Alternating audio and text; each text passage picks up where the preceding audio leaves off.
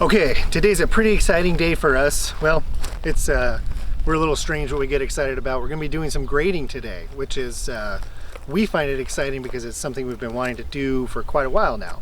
So I'm standing in this area that we've decided to name Rim of Rocks. We've kind of came up with it because of just the way the rocks are laid out. It kind of starts over here with this one. We've named this largest boulder over here View Rock. We named it that because one time we climbed up there and had a good view. And it's helpful to name things so that later, you know, if we're inside and talking, we have kind of a common frame of reference to, rather than saying, remember that one rock, we can name it View Rock. So it stretches from there, kind of through this little higher plateau area. It comes back around through here. And if you can kind of see off in the distance, this cluster of pine trees further out is kind of the edge of it. But it's this kind of higher portion. It sits up above the meadow. And the idea really is that we'll be able to be above the meadow, kind of looking down at it from the backyard of the house is always kind of the way we've envisioned it. If you look at this old photo, you can see kind of some of the clearing work we've already been working on. There's a lot of trees that were in here before, some of them dead, a lot of pine trees that were leaning all which funny ways. So those all had to come out. Those have all been kind of burnt up and gotten rid of, but there's still more work to do, and that's what today's all about. So the grading work that we're doing initially through here is not to have a finished final pad, but really to kind of create more space that we can use to visualize what a floor plan will be like. So for example, over here we have this kind of rock cluster sticking up. It's got all these little higher rocks kind of closest to me here and a high spot of dirt.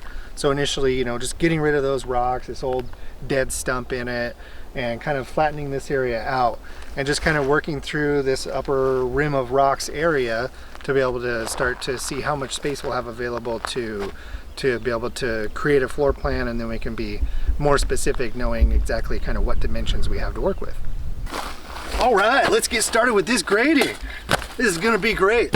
Like I said, we've been wanting to do it for a while.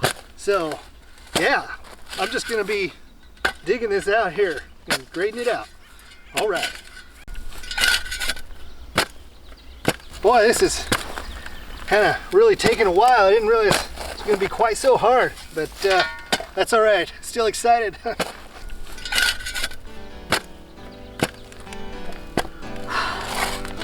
Getting pretty tired. This is going to take a while at this pace. Tired of back-breaking work and looking for a better way? Yeah! Wouldn't it be amazing if you could move rocks the easy way? Yeah!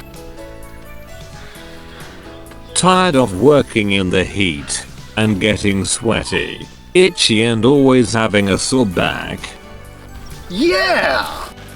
Introducing the Dragon.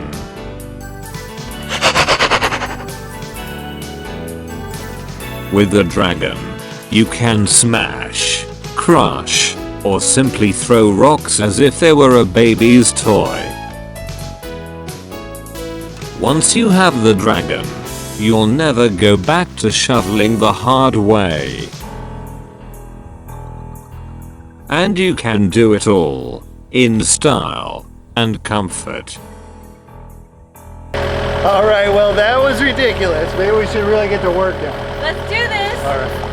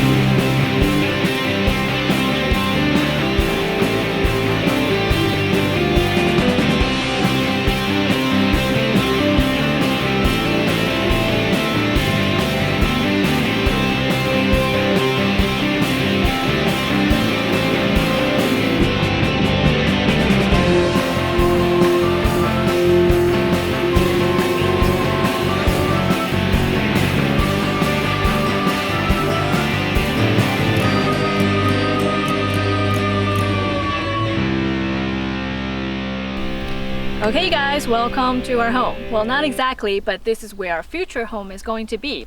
As you can see in the video, we've done a lot of dirt moving. And the original terrain had this high point over here surrounding this cluster of rocks.